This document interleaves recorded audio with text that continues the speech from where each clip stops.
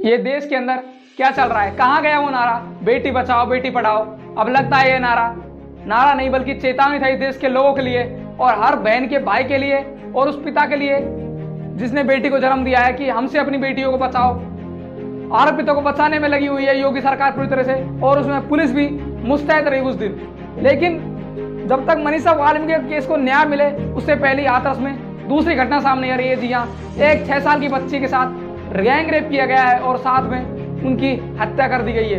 क्या यही योगी सरकार का गुंडा राज मुक्त यूपी है जिसमें एक लड़की सुरक्षित नहीं है? जहां अभी तक एक पीड़ित लड़की को न्याय नहीं मिला, उसे एक बार दूसरी घटना सामने आ गई जो बहुत ही शर्मनाक है। और पहले के गैंग रेप में जो हुआ उसमें लड़की की जबान काट ली गई, उसके जो गर्दन की हड्डी है उसको तोड़ दिया गया और उसकी रीढ़ की हड्डियों को भी यहाँ तक की तोड़ दिया गया। लेकिन प्रशासन ने इस पर कोई ध्यान नहीं दिया और जब लड़की को अस्पताल में ले जाया गया तो एम्स के अंदर बेड खाली नहीं मिले। जी हाँ, और इसके बाद उस लड़की ने अपना दम तोड़ दिया।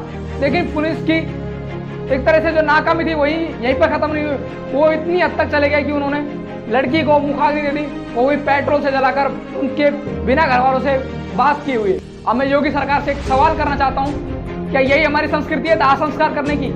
अरे हम तो आतंकवादियों को भी नियम अनुसार अंतिम संस्कार देते हैं और कहा गया कि प्रशासन भी इसी में मिला हुआ है। सरकार कहती है कि विकास है, अब क्या यही विकास हो रहा है यूपी के अंदर? और जो पुलिस की ज्यादती है वो यहीं पे ही नहीं रुकी, बल्कि पुलिस और डीएम ने घर वालों पर दबाव बनाया और उनसे बार बार कई तरह के कागजों पर हस्ताक्षर भी लिए गए हैं। उनको टॉर्चर किया जा रहा है, यहाँ तक कि उनको किसी भी रिपोर्टर से अभी तक मिलने नहीं दिया गया है, बल्कि जब भी उनकी कोई खबरें आती हैं सोशल मीडिया पर तो पत्रकार है उनको छिपा कर दे रहे हैं। और कुछ नेता अपराधियों से जेल में भी मिलने जा रहे हैं। सारा देश बोल रहा है कि गलत हुआ न्याय हो, कि गलत हुआ न्याय हो, लेकिन योगी सरकार है वो अभी भी मौन है। और मेरी आप सभी से अपील है, जो इन केसेस हो रहे हैं रेप केस, इनको सिर्फ जाति की दृष्टि से नहीं देखा जाए। सिर्फ एक ही चश्मा नहीं होना चाहिए कि ये दलित है, यह कोई और जाति से।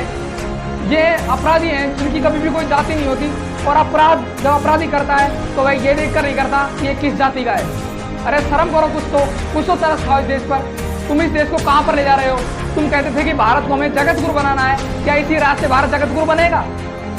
जहां पर राम मंदिर बन रहा है लेकिन हमारी बेटियां सुरक्षित नहीं है। अरे हमें राम मंदिर का क्या फायदा जब हमारी बेटियां ही सुरक्षित नहीं है इस देश के अंदर?